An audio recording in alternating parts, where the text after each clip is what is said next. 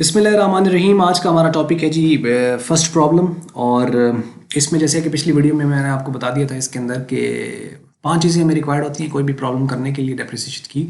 और वो 5 कौन सी हैं? उसमें आपको एसेट की कॉस्ट पता होनी चाहिए, उसका डेट ऑफ परचेज पता होनी चाहिए, उसका रेट पता होना चाहिए, उसका मेथड पता होना चाहिए, और उसके बाद कितने सालों के लिए आप अकाउंट्स बना रहे हैं ये आपको मालूम होना चाहिए। अब इसमें 2 प्रॉब्लम मैं आपको कराऊंगा। एक मैं प्रॉब्लम पूरी सॉल्व है यहाँ पे ये बता दूंगा, और अगले वाली मैं सिर्फ आपको पढ़ दूंगा, उसको आप देख लीजिएगा। अब यहाँ पे देखिए, फर्म है उसने परचेज़ की है मशीन 2,10,000 की 1 जुलाई 2002 को, और स्पेंड किए हैं उसने 24,000 उसके ऊपर वेजेस और इंस्टॉलेशन चार्जेस। अच्छा, अब यहाँ पे देखो कि ये चूंकि उसने उसके ऊपर ही स्पेंड किए हैं, तो स्पेंड से पता चल रहा है कि इसका मतलब ये उसके नॉन रिकरिंग डायरेक्ट एक्सपेंसेस हैं, ये इसकी कॉस्ट का हिस्सा बनेंगे, और इसको हम इसमें ऐड कर देंगे। तो 2,10,000 में 24,000 ऐड करेंगे तो 2,34,000 असल में उसकी कॉस्ट। तो एक चीज़ पता चल गई कि हमारे पास एसेट की कॉस्ट कितनी है। उसके बाद कहता है prepare the machinery account for the first 4 year, 4 सालों के लिए बनाना है। दूसरा हमें अकाउंट भी पता चल गया कि कितने सालों के लिए बनाना है। 2 चीज़ें क्लियर हो गई। अंडर डिमिनिशिंग बैलेंस मेथड, तीसरी चीज़ हमें उसका मेथड पता चल गया कि किस मेथड से करना है, यानी स्ट्रेट से नहीं करना, इसको डिमिनिशिंग से करना है। 3 चीज़ें क्लियर हो गई of depreciation. Assuming that accounting years of firm and कब हो रहा है, ये भी ज़रूरी होता है, हमें पता हो कि कब एंड हो रहा है, तो ये आ जाएगा यहाँ पे। और रेट ऑफ डेप्रिसिएशन आपके पास जो है वो, और डेट ऑफ परचेज भी आपके पास यहाँ पे पता है कि डेट ऑफ परचेज क्या है, ये चौथी चीज़। और 5वीं चीज़ उसका रेट ऑफ डेप्रिसिएशन। ये 5 चीज़ें हमारे पास कंप्लीट हैं। कॉस्ट पता है, उसकी डेट पता है, उसके बाद उसका कितने सालों के लिए बनाना है, तीसरी चीज़ ये पता है, चौथा उसका मेथड पता है, और 5वीं जो उसका रेट पता है। तो इसको हम सॉल्व कर सकते हैं। ये कैलकुलेशंस के लिए मैंने यहाँ पे लिखा, मैं आपको नीचे बताता हूँ। यहाँ पे यानी एक वर्किंग आप इसको कह सकते हैं कि ये असल में इसकी वर्किंग है, जो कि आपने नीचे शो करनी होती है यहाँ पे। तो फिलहाल चलें हम इसको यहाँ पे नहीं लिखते, तो ये ऐसा ही है, नॉर्मल क्वेश्चन यूँ है। अच्छा, अब आप इसका चूंकि एसेट का नाम है मशीनरी, तो आप यहाँ पे या मशीन, तो आप यहाँ पे लिखेंगे मशीन अकाउंट। और इसकी 2 साइड्स होती हैं, एक लेफ्ट हैंड साइड और एक right hand side. Left side debit side, right side credit side, और इसको आप यहाँ पे लिखेंगे। अब आप देखें कि एसेट आपने खरीदा 2,34,000 का, तो अब ये 2002 को जुलाई 1 को खरीदा है, तो साल पहले, उसके बाद फिर मंथ, फिर डे। 2002 जुलाई 1 को हमने बैंक का रेफरेंस, क्योंकि आपको पता है ना एंट्री क्या होती है, machine account to bank account, machine account to bank account, asset की एंट्री ही होती है। तो इसका मतलब ये हुआ कि मशीन अकाउंट डेबिट हो रही है, और किस वजह से, रेफरेंस किसका आएगा, बैंक का। बैंक का रेफरेंस देके 2,34,000 यहाँ पे ये लिख दिया। और इस पूरे साल के अंदर और कोई ट्रांजैक्शन नहीं हुई है इस एसेट के ऊपर, तो इसका मतलब है फिर आपने इसके एंड पे चले जाना है।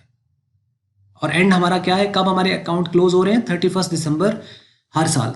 अब इसमें 2002 है और इसकी दिसंबर 31 है, इस पे आपने यहाँ पे डेट लिख दी। और इसका डेप्रिसिएशन आपको पता है, depreciation account to asset account होता है, मतलब एसेट क्रेडिट हो रहा है, इस तरफ आ जाएगा। एंट्रीज की वीडियो मैंने पहले बना दी है, उसको अगर आपने नहीं देखा जरूर देख लीजिएगा, उससे आपको आइडिया हो जाएगा कि ये इस तरफ क्यों। मतलब आपको वैसे पता होगा कि जो तो डेप्रिसिएशन होते हैं वो क्रेडिट साइड पे आते हैं, और जब एसेट खरीदते हैं तो वो डेबिट साइड पे आता है एसेट के अकाउंट के, क्योंकि एसेट होता है डेबिट है, और डेप्रिसिएशन की वजह से एसेट कम होता है, मतलब वो क्रेडिट होता है, तो इस तरफ आएगा।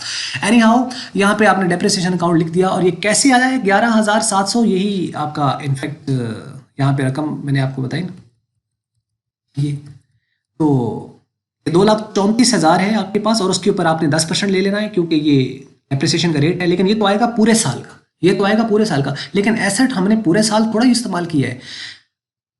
जुलाई 1 से ऑनवर्ड हम यूज कर रहे हैं, तो जुलाई से पीछे तो यूज ही नहीं हुआ है, यानी जनवरी, फरवरी, मार्च, अप्रैल, मई और जून, इन 6 माह में तो एसेट था ही नहीं हमारे पास। उस 6 माह का तो हम डेप्रिसिएशन अपनी बुक्स में नहीं शो करेंगे, जितना यूज हुआ उतना लिखेंगे। और यूज हमारा हुआ है जी 1 जुलाई से ऑनवर्ड दिसंबर तक, तो गिन लीजिए, जुलाई, अगस्त, सितंबर, अक्टूबर, नवंबर एंड दिसंबर। इसका मतलब है कि 6 माह इस्तेमाल हुआ है। जब 6 माह इस्तेमाल हुआ है तो इसके ऊपर 6 माह का डेप्रिसिएशन आएगा, इसलिए हम 10% लेंगे तो पूरे साल का आएगा, लेकिन उसको 12 पे डिवाइड करेंगे। क्यों करेंगे 12 पे डिवाइड? इसलिए क्योंकि 1 माह का आ जाए, और 1 माह का जब आपके पास आएगा ना, उसको आप 6 से कर दोगे मल्टीप्लाई। उसको क्या कर देंगे, 6 से मल्टीप्लाई कर देंगे। 6 से क्यों करेंगे मल्टीप्लाई? इसलिए 6 से मल्टीप्लाई करेंगे क्योंकि 6 माह का आपको डेप्रिसिएशन लेना है। अगर ये 3 माह का डेप्रिसिएशन लेना होता तो 3/12 कर देते, 4 मंथ का होता तो 4/12 कर देते, 9 मंथ्स का होता तो 9/12 कर देते, 5 माह का होता तो 5/12 कर देते।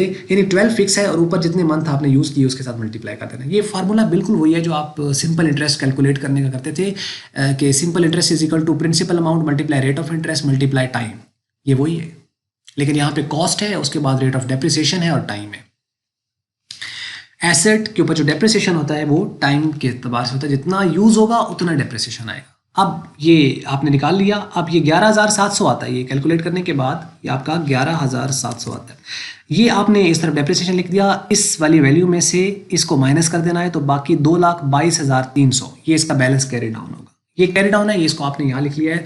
जो यहाँ का कैरी डाउन है ये अगले साल ब्राउ डाउन बनेगा और डेट आपकी 2002 के बाद 2003 हो जाएगी, या 31 दिसंबर के बाद जनवरी 1 हो जाएगी। तो इसका मतलब next year, next month, next day, ये आपने डेट लिख दी।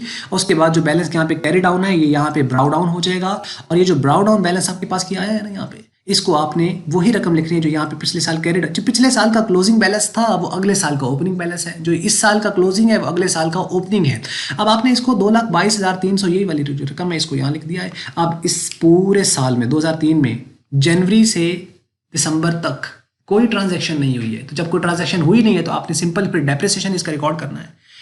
अब मतलब ट्रांजेक्शन नहीं हुई, मतलब इस एसेट के ऊपर और कोई ट्रांजेक्शन इस पूरी प्रॉब्लम के अंदर नहीं दी हुई है, तो जब नहीं दी हुई तो हम उसको करेंगे नहीं, तो ऑब्वियसली हमें डेप्रिसिएशन ही रिकॉर्ड करना होगा। तो 2003 और दिसंबर 31 वही डेप्रिसिएशन का रेफरेंस और बैलेंस कैरी डाउन। लेकिन अब ये कहाँ से आया? पिछले साल तो 11,700 था, वो 6 माह का था, ये पूरे साल का है, ये पूरे साल का है। असल में यहाँ पे भी पूरे साल का आता अगर पूरा साल इस्तेमाल, यहाँ एसेट इस साल में यानी 2002 के अंदर 6 माह इस्तेमाल हुआ तो आधे साल का आ गया, और जबकि यहाँ जो इस्तेमाल हुआ है वो पूरे साल का हुआ है, तो पूरे साल पूरे का आएगा। लेकिन अब यहाँ वेरी करेगा। अगर तो मेथड आपका स्ट्रेट लाइन होता, अगर मेथड आपका स्ट्रेट लाइन होता तो अगले साल डेप्रिसिएशन जो कैलकुलेट होना था वो इस तरह कैलकुलेट होना था, और ये आना था 2,3400 यानी 23,400 स्ट्रेट लाइन से। और अगर डिमिनिशिंग है तो अब आपको पता है स्ट्रेट लाइन में आपके इसके ऊपर आना था तो यहाँ पे लिखा जाना था 23,400, लेकिन ये अब डिमिनिशिंग से तो हम कर नहीं रहे,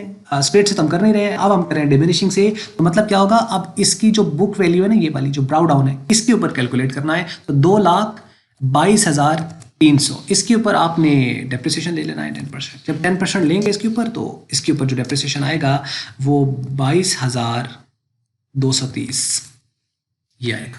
फर्क दोनों में पता चल रहा है। अब अगर स्ट्रेट लाइन होता तो यही हर साल चलते जाना था, 23,400 यहाँ पे भी 23,400, यहाँ पे भी 23,400, क्योंकि हर साल डेप्रिसिएशन सेम है। लेकिन डिमिनिशिंग है तो जो बैलेंस यहाँ पे निकलता, इस पे ब्राउ डाउन पे निकालते जाएंगे, इसमें इस पे निकाला है, अगले साल इस पे निकालेंगे, उससे अगले साल इस पे निकालेंगे और लिखते चले जाएंगे डेप्रिसिएशन डेप्रिसिएशन डेप्रिसिएशन। तो उम्मीद है ये बात समझ लगी होगी। तो अब ये जो आया किस तरीके से आया, इस तरीके से आया। अब चूंकि पूरे साल का इसलिए अब आप उसको वो 6/12 या ऐसा नहीं करेंगे, 12/12 आप कर सकते हो, लेकिन फ़ायदा नहीं है क्योंकि एक साल का पूरा वही आना है। अब ये जो डेप्रिसिएशन आया है इसमें ये यहाँ क्लोजिंग ये बैलेंस आ गया ना, इसमें से आपने इसको माइनस कर दिया तो क्लोजिंग बैलेंस ही आ गया। अब इसमें इसको आपने ये जो यहाँ क्लोजिंग है इसको आपने यहाँ पे ब्राउ डाउन कर देना है, मतलब ये ओपनिंग बन जाएगा। यही वाला बैलेंस यहाँ पे आ गया। अब डेट चेंज हो गई, 2003 के बाद 2004 आ गया, दिसंबर के बाद जनवरी आ गया, और 31 के बाद ये कम आ गई, तो आपने डेट चेंज कर दी। उसके बाद कैरी डाउन ब्राउ डाउन में चेंज हो गया, रकम वही आ गई, और इस पूरे साल में 2004 में ऊपर पूरी ट्रांजेक्शन के अंदर और कोई ट्रांजेक्शन है ही नहीं। तो जब नहीं है तो वही डेप्रिसिएशन आपको रिकॉर्ड करना है 2004 के अंदर, और दिसंबर 31 है, डेप्रिसिएशन आपका रिकॉर्ड हो जाएगा ये। लेकिन आप इस बार इस पर लेंगे 10%, जीरो कट जाएगा, 20,007 रुपये डेप्रिसिएशन आ जाएगा। इसको इसमें से माइनस कर दे तो बाकी बैलेंस कैरी डाउन आ जाएगा। अब ये जो कैरी डाउन है अगले साल ये ब्राउ डाउन है, अब अगले साल इसके ऊपर 10% लेंगे वो ये रकम आ जाएगी, और इसी में से इसको माइनस कर दो तो वो ये रकम आ जाएगी।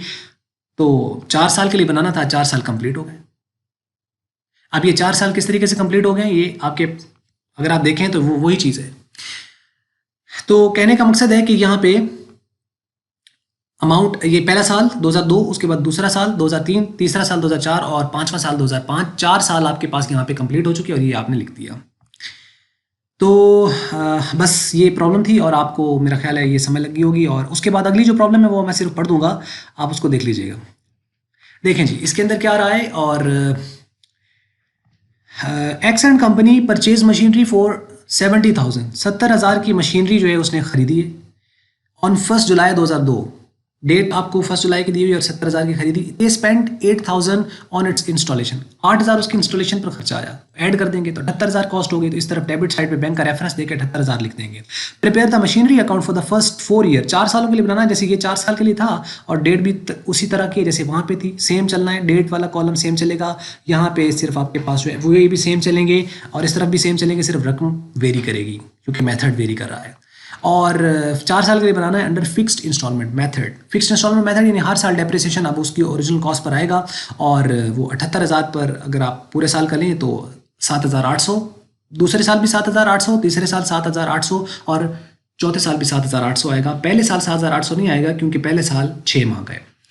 Depreciation is return of 10% per annum, सालाना रेट भी वही आपके पास गिवन है।